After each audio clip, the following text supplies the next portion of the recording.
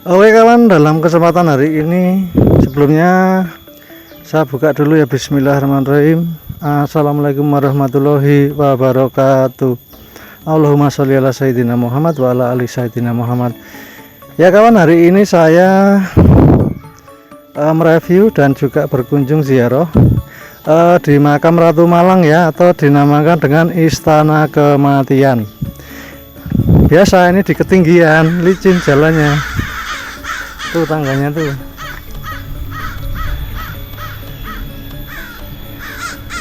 Tuh tangga naik ke atas ya. Lumayan mengkis-mengkis. Tangganya naik. Oke, lanjut.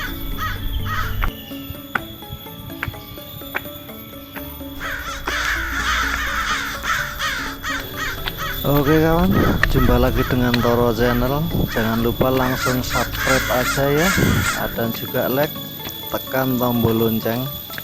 Oke, langsung saya ceritakan review saya di makam Ratu Malang dan kisah cinta yang memilukan. Oke, lanjut kawan ya. Situs makam Ratu Malang yang terletak di atas bukit Gunung Kelir. Di sini nih ya, di tangga naik ini adalah Gunung Kelir yang berlokasi di Pleret, Bantul, daerah istimewa Yogyakarta, yang dibangun oleh Amangkurat I ya, seorang raja Kesultanan Mataram yang memerintah pada tahun 1646 hingga 1677. Komplek makam yang dibangun selama kurang lebih 3 tahun, yakni tahun 1665 hingga 1668, yang kemudian diberi nama Antakapura yang berarti Istana Kematian atau istana tempat menguburkan jenazah. Pada komplek makam terdiri dari puluhan nisan yang dikelompokkan menjadi 3 bagian, yakni puluhan nisan yang dikelompokkan menjadi 3 bagian.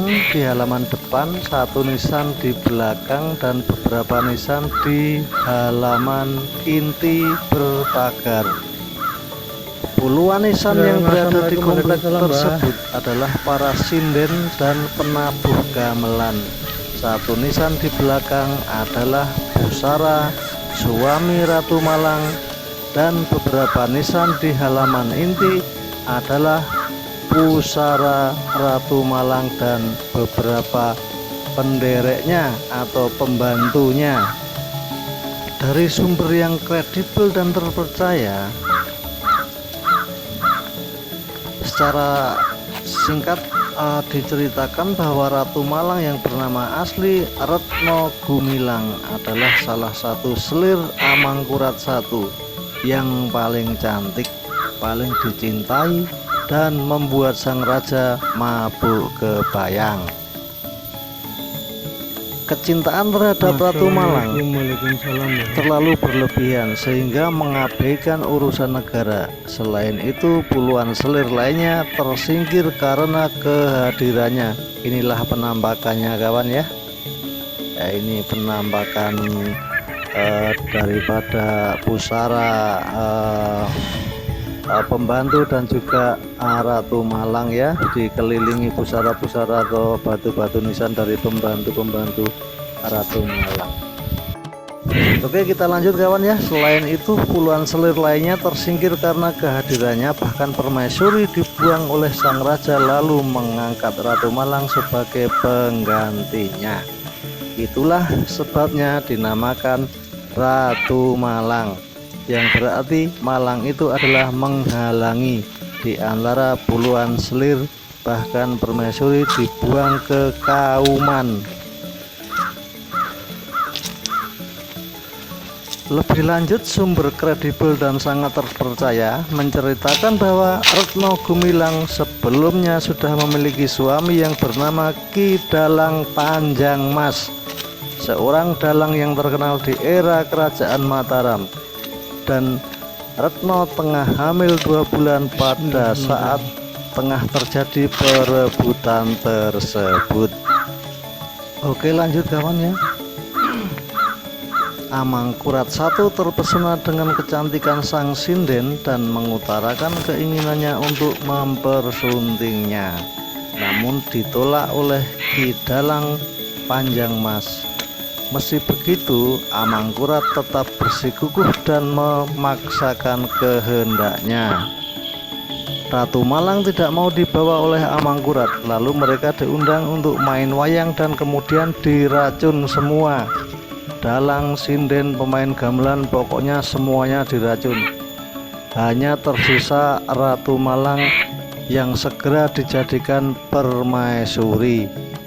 Akhirnya dia minum racun dan mati menyusul suaminya. Cinta sejati.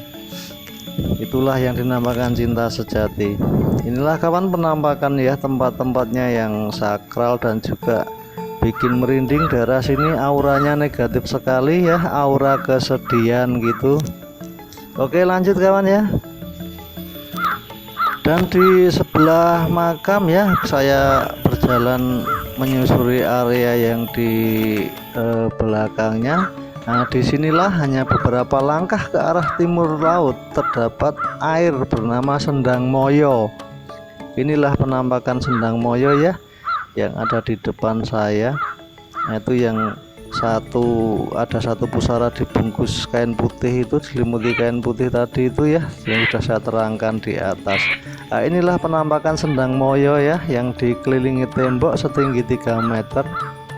Sendang Moyo tidak pernah kering walau musim kemarau sekalipun. Demikian kawan, saya ada di lokasi Sendang Moyo yang awalnya makam Ratu Malang waktu digali keluar air dan ditunggu selama 7 hari 7 malam tidak kering, ungkap seorang yang bisa dipercaya. Selama menunggu genangan air mengering, Amangkurat menunggu jenazah Ratu Malang siang dan malam, berbicara dengan jenazahnya dan menciuminya. Bahkan Amangkurat menolak menguburkan jenazah karena sangat kasmaran. Saat itu kondisi kerajaan menjadi tidak stabil. Para sentana dan bupati memohon agar raja segera kembali ke istana, tetapi ditolak dengan keras. Sampai akhirnya sang raja bermimpi kalau Ratu Malang tengah berkumpul dengan suaminya, dan akhirnya sang raja pergi dan memerintahkan jenazah segera dikuburkan. Oke kawan, sambil tengok-tengok lokasi kiri kanan ya, ini lokasinya agak serem-serem gimana. Oke, kita lanjut ceritanya ya, sambil saya melakukan perjalanan turun ya untuk pulang.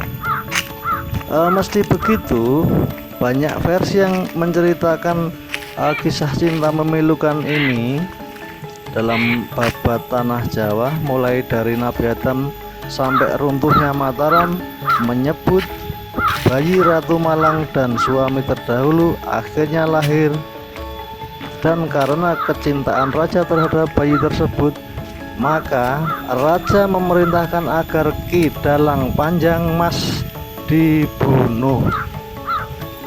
Sepeninggal suaminya yaitu Ki Dalang Panjangmas, Ratu Malang sangat sedih dan selalu menangis hingga tak lama kemudian meninggal karena sakit muntaber.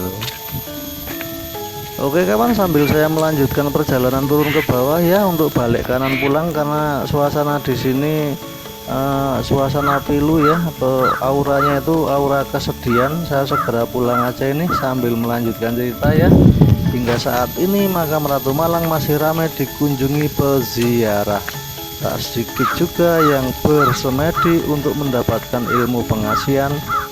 Beberapa orang percaya bila mandi di Sendang Moyo tersebut bisa membuat ilmu pengasihan datang sehingga banyak dicintai orang. Di sisi lain, komplek makam terkenal sangat angker, sehingga harus selalu menjaga sopan santun saat berkunjung. Banyak yang kesurupan, terutama yang terobos pintu masuk gitu aja tanpa permisi. Demikian kawan cerita tentang Ratu Malang ya, atau Istana Kematian, yang kisahnya sudah saya ceritakan barusan, dan saya melanjutkan perjalanan turun ke bawah untuk segera pulang karena situasi dan kondisi di area pemakaman sangat sepi sekali, tidak ada satu manusia pun, dan bulu kuduk juga sudah merinding. Saya melanjutkan perjalanan nih, cepat-cepat turun ke bawah. Video saya percepat ya. Oke kawan, demikian ya review dari saya. Tadi saya sudah mendoakan sebisanya, dan saya akhiri sampai di sini dulu. Lain waktu disambung dengan video-video yang lain. Akhir kata, wassalamualaikum warahmatullahi wabarakatuh. Allahumma sholli ala sayyidina Muhammad wa ala ali sayyidina Muhammad. Oke kawan, jangan lupa ya yang nonton video sampai usai langsung aja like, comment, dan subscribe.